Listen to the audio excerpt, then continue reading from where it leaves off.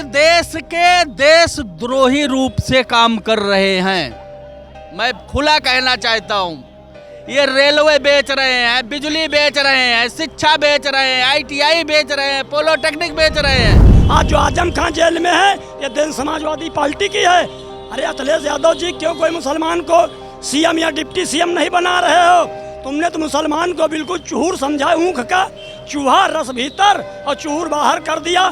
मुसलमान अब जाग चुका है और अपनी 20% हिस्सेदारी की बात करेगा।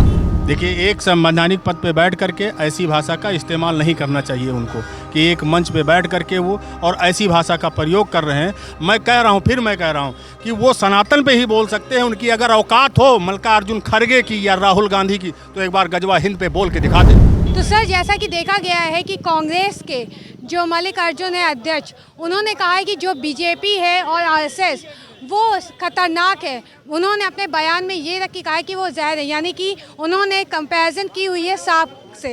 तो जैसे सांप को मार दिया जाता है वो लोगों को ख़त्म कर देता है, इंसानों को, ऐसे में BJP के जितने लोग हैं, RSS के लोग हैं, उन्हें भी मार देना चाहिए। तो क्या ये उनका बयान सही है या गलत है? नहीं, माननीय मल्लिकार्जुन खड़गे जी ने जो बयान दिया है वो बयान आप जो है समझ नहीं पाए। उनका कहना है कि हिंदुस्तान से ख़त्म कर देना चाहिए संघ और भाजपा को। अगर देश बचाना है, देश जो बिकर रहा है, शिक्षा खत्म की जा रही है, बेरोजगारी महंगाई चरम पे लाई जा रही है, अडानी अंबानी के हाथे देश बेचा जा रहा है, इसीलिए माननीय मल्लिकार्जुन खड़गे जी ने कहा है कि अगर सांप जा रहा हो और संघी जा रहा हो, जो विचारधारा है इनका, तो सांप को छोड़ दो। सांप से ज़्यादा विषैला ये लोग हैं। अभी न विश्वास हो तो बहराइच में देख लो, इन्होंने दंगा करवाया, एक ब्राह्मण की हत्या करवा दिया और उसको 10 लाख रुपया दे करके सम्मानित कर दिए। ये कहाँ का नियम है? अरे कम से कम तुम्हारे सत्ता के लिए उसने अपना बलि चढ़ाया, तुमको कम से कम 1 करोड़ रुपया देना चाहिए। अपने माँ बाप का अकेला चिराग था, आप खाली झंडा लेकर के यूज करना जानते हो क्या उसको? कोई भी हिंदू को आप झंडा लेकर के यूज करना जानते हो क्या? उसकी कीमत 10 लाख रुपया है क्या? जो मिश्रा मारा गया बहराइच में, उसकी कीमत 10 लाख रुपया है क्या? तो आपको क्या लगता है कि ये जो बयान है, इस पे क्या राजनीति को लेके भी चला जा रहा है? बिल्कुल, ये लोग देश के देशद्रोही रूप से काम कर रहे हैं।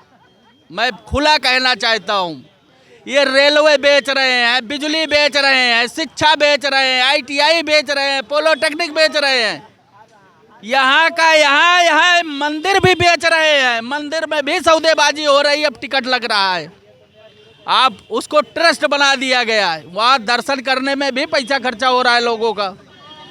तो ये जो है देश के प्रति जो है नफरत फैला रहे हैं, जो कि जनता बर्दाश्त नहीं कर रही है। पर माननीय प्रधानमंत्री जी को 2 पैर से 4 पैर पे खड़ा कर दिया, बैसाखी दे दिया जनता ने, और अब की जो है इनको एकदम से गुजरात भेज देगी। ये हिंदुस्तान के प्रधानमंत्री लायक नहीं हैं।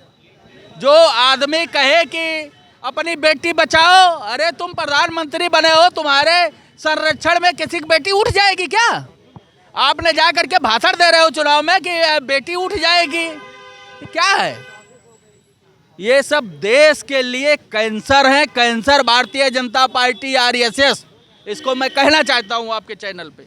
सर, जैसा कि देखा गया है कि अभी मल्लिकार्जुन ने, कांग्रेस के जो अध्यक्ष हैं, उन्होंने कहा है कि जो RSS के लोग हैं और जो भारतीय जनता पार्टी के लोग हैं वो एक खतरनाक है। उन्होंने कहा है कि जो राजनीति है, अगर देखा जाए सबसे ज़्यादा, तो वो ऐसे लोग खतरनाक लोग हैं। उन्होंने उसकी तुलना सांप से की है, सांप के जहर से की है। उन्होंने कहा है कि सांप कोई इंसान सांप को मारता है तो मर जाता है, तो ऐसे में उन्हें भी मार देना चाहिए। तो ये क्या बयान कितना सही है, कितना गलत है आपकी तरफ से? ये बहुत गलत है और बहुत इस बयान की निंदा कर रहे हैं। दूसरी बात रही है कि देश को फोड़ने वाले नेहरू जी और गांधी जी हैं। अगर असरुद्दीन ओवैसी ने कहा है तो बिल्कुल सही कहा है कि देश को फोड़ने वाले नेहरू जी और गांधी जी हैं। Number 1। Number 2, Bharatiya Janata party जो है वो एक समाज की पार्टी, राष्ट्र की पार्टी है, वो कोई परिवार की, जाति की पार्टी नहीं है। दूसरी चीज़ हम आपको एक और बता दें कि अर्जुन कुमार खड़गे तो एक बंधुआ मंजूर हैं कांग्रेस के, माननीय मनमोहन सिंह जी प्रधानमंत्री थे तो 10 जनपद में माननीय सोनिया गांधी जी के वहाँ सारा फैसला तय होता था। आज ये लोग समाजवादी के और कांग्रेस के लोग 80 सीटें उत्तर प्रदेश में हैं। ये पीडीए का नारा देते थे, मुसलमान 6 लड़ाए थे इन्होंने उत्तर प्रदेश में, 2 कांग्रेस और 4 समाजवादी पार्टी ने। समझो ये किस तरीके का पीडीए है। क्या समाजवादी पार्टी क्या मुसलमान को मुख्यमंत्री बना देगी या कोई मुसलमान को डिप्टी सीएम बना देगी? आजम खां अगर आज जेल में पड़े हैं तो देन समाजवादी पार्टी की है। तो इसका असर क्या जो ये इन्होंने इसका असर क्या पड़ेगा बयान जो इन्होंने दिया है मल्लिकार्जुन ने? तो क्या 2024 का जो उपचुनाव होने जा रहा है क्या उस पर क्या कहते कांग्रेस को कुछ मिलेगा? इस पर क्या उन्हें कोई तरीका? कांग्रेस का कुछ नहीं मिलेगा। इनका कांग्रेस वालों का महाराष्ट्र में सुपड़ा साफ है, मध्य उसमें नाम लो झारखंड में भी सुपड़ा साफ है और यहाँ समाजवादी पार्टी का ही सुपड़ा साफ है। 9 की 9 सीटें भारतीय जनता पार्टी जीतने जा रही है। केवल लल्लू सिंह ने जो बयान दिया था कि हम 400 पार जाएंगे तो आरक्षण में संशोधन करेंगे, अगर वही समय पर भारतीय जनता पार्टी ने और लल्लू सिंह के खिलाफ कार्रवाई कर दी होती तो शायद ये दिन नहीं आज देखने को मिलता है। तो ऐसे में अगर देखा जाए कहीं ऐसा तो नहीं मल्लिकार्जुन इसलिए भी कह रहे कि 2027 में जो चुनाव होने जा रहे हैं उस पर कहीं ना कहीं बीजेपी आरएसएस अगर गठबंधन में या साथ में है काम कर रहे तो उसमें ऐसा तो नहीं कहीं कि वो 2027 के लिए ऐसे बयान ला रहे जिससे कि जो जनता है उसे कहीं चुनाव के लिए वो जीत ना जाए कहीं? देखिए हम आपको बता दें ये जो है गठबंधन नहीं है, ठगबंधन। और कांग्रेस और समाजवादी की नियत सोच में ही खोट है। और हम एक चीज़ आपको बता दें, ओवैसी अगर कोई बात बोलें तो बीजेपी भी टीम दलाल, मायावती जी बोल रहे हैं तो बीजेपी भी टीम दलाल, समझो। और सबसे ज़्यादा तो जो है नागनाथ और सांपनाथ मुसलमान के लिए और एससी के लिए समाजवादी के और कांग्रेस के ही लोग हैं। जब अनुसूचित जाति का नौकरी का आरक्षण मामला लोकसभा में आया था तो माननीय मुलायम सिंह जी ने ही विरोध किया था। और जब बाबू जगजीवन राम को प्रधानमंत्री बनने का आया था तो इंदिरा जी ने कहा कि जगजीवन जी कौन प्रधानमंत्री बनेगा।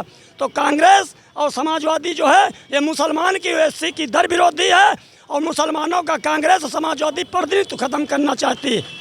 आज जो आजम खां जेल में है ये दिन समाजवादी पार्टी की है। अरे अखिलेश यादव जी क्यों कोई मुसलमान को सीएम या डिप्टी सीएम नहीं बना रहे हो? तुमने तो मुसलमान को बिल्कुल चूहूर समझा, ऊँख का चूहा रस भीतर और चूहूर बाहर कर दिया। मुसलमान अब जाग चुका है और अपनी 20% हिस्सेदारी की बात करेगा और अपना मुसलमान हक लेगा। समाजवादी कांग्रेस की अब गुलामी नहीं करेगा। गुलाम नबी आज़ाद को कांग्रेस ने निकाल के फेंक दिया क्योंकि वो बंधुआ मंजूरी नहीं कर पाते सोनिया गांधी की। बाकी मलखे अर्जुन कुमार खड़गे बंधुआ मंजूर बन के रहे, राज्यसभा में नेता विरोधी दल रहे, लोकसभा में भी रहे, राष्ट्रीय अध्यक्ष भी रहे। सबसे बड़ी अगर मुसलमान एससी की कोई दुश्मन है वो Samajwadi party, Congress party. Sir जैसा कि देखा गया है यहाँ पर जो कांग्रेस के अध्यक्ष हैं मल्लिकार्जुन, उन्होंने कहा है कि जो बीजेपी और आरएसएस है वो यहाँ पर सबसे ज़्यादा जहर है। और उन्होंने साथ में ये भी कहा है कि अगर किसी की राजनीतिक देखी जाए तो सबसे बड़ी खतरनाक बीजेपी और आरएसएस की है। तो ये उन्होंने साथ में इसको कंपैरिजन किया है सांप से, क्योंकि सांप को बोला गया है कि सांप जिसको भी काटता है वो मर जाता है। तो ऐसे में उन्होंने इसके भी कंपैरिजन बीजेपी और आरएसएस से किया। तो ये कितना बयान सही है मल्लिकार्जुन का या कितना गलत है ये आप बताइए। देखिए मल्लिकार्जुन खड़गे का दिमाग हो गया है ख़राब। अभी लोकसभा चुनाव में उन्होंने अपने ही कार्यकर्ताओं को कुत्ता बनाया था और इससे पहले अभी उन्होंने जो है इससे पहले एक उनका पूर्व में पीछे आज तो कहा है इन्होंने जो है संघ और उस पर भाजपा पे जो इन्होंने वो किया है। इससे पहले उनको खाली अगर कोई चीज़ लग रहा है तो एक चीज़ खाली उनको लग रहा है कि सनातन में जो भगवा है उनको देखने से चिढ़ लगती है। सबसे बड़ी चीज़ उनको एक मल्लिकार्जुन खड़गे को इसलिए हो रहा है क्योंकि उनको दिमाग ही नहीं उनका काम कर रहा है कि किस पैटर्न पे। अभी उन्होंने देखा है बहुत ज़्यादा बोल रहे थे, अभी खाली एक जलेबी बनाई थी हरियाणा में और वो जलेबी सब टेढ़ी मेढ़ी उलझ गई एकदम से और जनता ने वहाँ उनको जवाब दिया है। उसी प्रकार से महाराष्ट्र झारखंड जहाँ भी चुनाव हो रहा है जनता ही इसका वो करेगी, उनके ऊपर जवाब देगी कि आरएसएस क्या चीज़ है और भारतीय जनता पार्टी क्या है और कांग्रेस क्या है। तो आपको क्या लगता है कि ये जो बयान है, इस बयान से क्या राजनीतिक के जो लोग हैं उनको इस चीज़ों से बचना चाहिए या इस पर कोई उन्हें अपना टिप्पणी देना चाहिए? नहीं नहीं, देखिए पहली बात तो जो वो कह रहे हैं उनकी उस भाषा को ही नहीं वो करना चाहिए। जो भाषा वो यूज कर रहे हैं वो भाषा ही उनकी गलत है। भाई जब उनको बताइए कि हमारे प्रदेश के मुख्यमंत्री को उन्होंने कहा कि भगवा पहनते हैं, मुंडा छिलाए रहते हैं, अरे भाई उनके वो उसमें है, वो मुंडा छिलाए रहेंगे क्योंकि वो उससे आते हैं, मतलब पीठ से आते हैं। उस पीठ में ये नहीं है कि बाल रखना या वो कुछ करना, तो वो अपना वो उनका एक अपना वो है। दूसरी चीज़ उनका भगवा कलर है तो भगवा पहन रहे हैं, उनको किस बात की चिढ़ है? या मान लीजिए कि आरएसएस है, आरएसएस अपना काम कर रही है, गजवा हिंद पे तो नहीं बात कर रही है। उनके ओबीसी के खिलाफ तो नहीं बोले कि 15 मिनट के लिए खाली कर दो। अभी मौलाना ने अभी बयान दिया है कि हम लड़कों को रोके हैं वरना तो बहुत बड़ा वो हो जाएगा, उसके खिलाफ वो नहीं बोल सकते, लेकिन सनातन के खिलाफ वो बोल सकते हैं। सनातन के, क्योंकि आरएसएस सनातन के उसमें है तो इसलिए आज उन्होंने सनातन के खिलाफ बोला है। तो इस बयान से आपको क्या लगता है 2024 में जो उपचुनाव होने जा रहे हैं उसमें कितना बीजेपी को या कांग्रेस को क्या असर पड़ेगा इस पर? देखिए भारतीय जनता पार्टी की सरकार महाराष्ट्र में, झारखंड में बनेगी, यूपी में 7 से 8 सीटें भारतीय जनता पार्टी की उपचुनाव में आनी है। तो ऐसे में जो मल्लिकार्जुन ने ये चीज़ बोली है तो ये क्या उनके लिए बयान ये बोलना चाहिए था उन्हें? नहीं बोलना चाहिए था उनको।